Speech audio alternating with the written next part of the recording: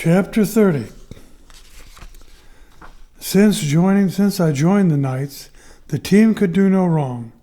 It reeled off 9 straight wins over 2 months and gave me a chance to really fit in with the team and the league. If I had been able to pile up more playing minutes, I could be leading the league in scoring and assists, but that really didn't matter to me. My goal was to try and be part of stopping the violence that was destroying this community. 4 more murders had occurred during this period. One was another player in the league.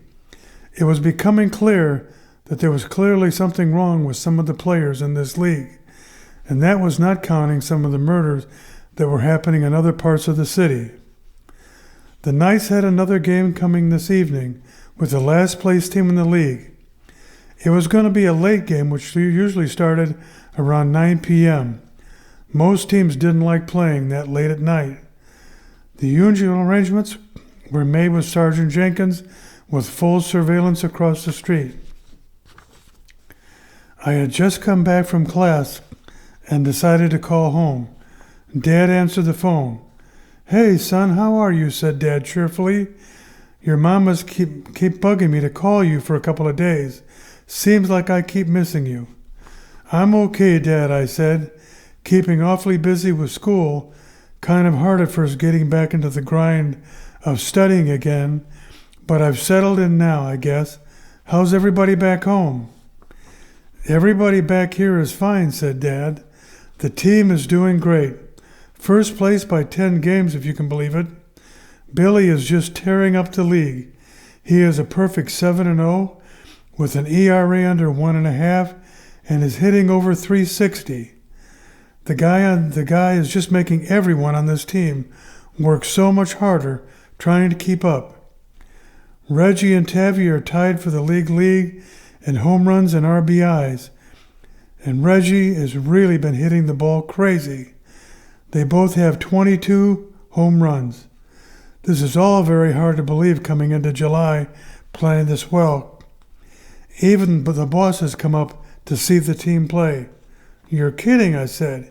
"He came all the way from the Big Apple in the Bronx?" "Wow, I wonder what's on his mind," he asked. "I don't know," said Dad. "The big club is playing terrible.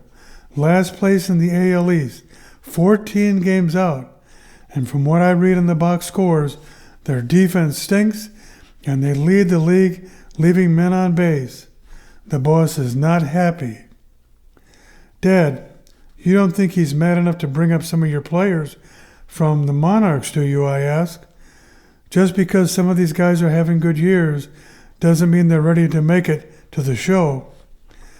"I know," replied Dad. "Red and I have talked about it briefly, but if he has made his mind up secretly, there's not much anyone's going to do to change it. It may not be smart career-wise to get in his way if you want to stay in the Yankee organization." "Oh, by the way," said Dad, "your sister and Dave got engaged 2 days ago. Your mom and I are really happy for them. We haven't seen your sister so happy. The wedding is set for October sometime, depending on our playoff chances. Sure would be great if you could come home for the wedding." "Dad, that is great news," I said. "I'm so happy for them, and you can tell Becky I'll be there for sure. I wouldn't miss that for anything. Give her my love, and congratulate Billy on having a great year." "Sure," said Dad. "Tell everybody hi for me," I continue. "I would love to see you all definitely in October. Take care, and keep that team in first place, will you?" "We'll try," assured Dad. "Take care, son. Bye." "Bye, Dad," I said, and hung up the phone. It was just about 5 p.m., and I decided that I'd better go over and get something to eat before the game. Someone had knocked on my door. "Bob," said a fellow student who was an office runner for Father Spencer. "Father Spencer would like to see you when you have some time. He'll be in his office until 7. "Hey, thanks. I'll get over there right after I grab something to eat," I reply. "And tell Father I'll see him right after that, okay? And thanks for coming over here." "No problem. I'll pass the word along," said the student. He headed back to Father Spencer's office to pass on the word. At 5:40, I entered Father Spencer's outer office and found his door wide open. I knocked lightly on the door and peeked inside. "Father, you wanted to see me, I staked?" "Yes, son, come on in," said Father in a cheerful tone. "Haven't talked to you in a week or so, and just wanted to make sure you were doing all right. Are your studies coming along?" "Yes, Father, no problem," I answer. "With only 8 hours of classes, it's not too hard to keep up." "Good," said Father.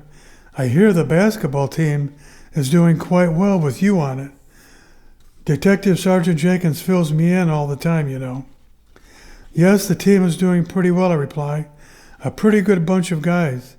And it appears that the night players are clean and not involved with any illegal activity that I can spot. They know that the other guys around there are nothing but trouble. But the murders that are happening has everyone on a little edge, though." "Just be careful," I asked, said Father Spencer. "Jenkins says this Motown Matthews is something of one bad character. I hope you're steering clear of him." "He hasn't tried to bother me or the night players yet," I answer. "Most of them just seem to kind of brush him off. Guess he's had enough action elsewhere to not need night players at this point." "Is there anything else I can do for you?" asked Father. "No, I don't think so," I reply. "Ben has been a great help. He is a great guy." "Yes, I am very proud of him," said Father Spencer. "Had a full scholarship to Notre Dame for football, but he chose to enter the ministry. He is a very special young man, just like you, Bob. We need more young men like you, the two of you. Your generation needs a lot more leaders." "Well, that's nice of you to say," I said. "Ben's about to graduate. I still have a long way to go." "You'll make it," announced Father Spencer. "You'll make it." "You ought to try and come to some game sometime," I offer. "I think you might enjoy it." "Maybe I'll do just that," said Father, as he rose from his chair. "Well, I hope so," I said. "Well, Bob," as Father Spencer rose getting up, "if you need anything, please don't ever hesitate to let me know. Don't be a stranger either." "I won't," I reply. "Listen, I know you're busy, and I don't want to be a pest." "You'll never be that," said Father emphatically. "We're in this together, don't forget." "I know," I've stated.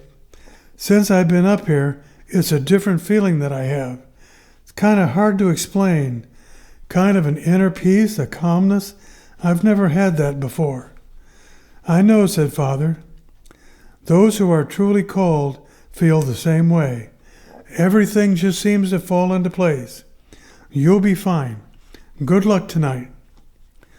I thanked Father Spencer and headed back to my room. I thought about our conversation as I slowly walked her across the campus and admired again the beautiful grounds. How lucky I thought I was going to a school here and then trying to help the police solve a major crime problem within the neighborhood community. Back at the room, I decided to take a short nap before the game. I set the alarm for 7:30 and fell right to sleep.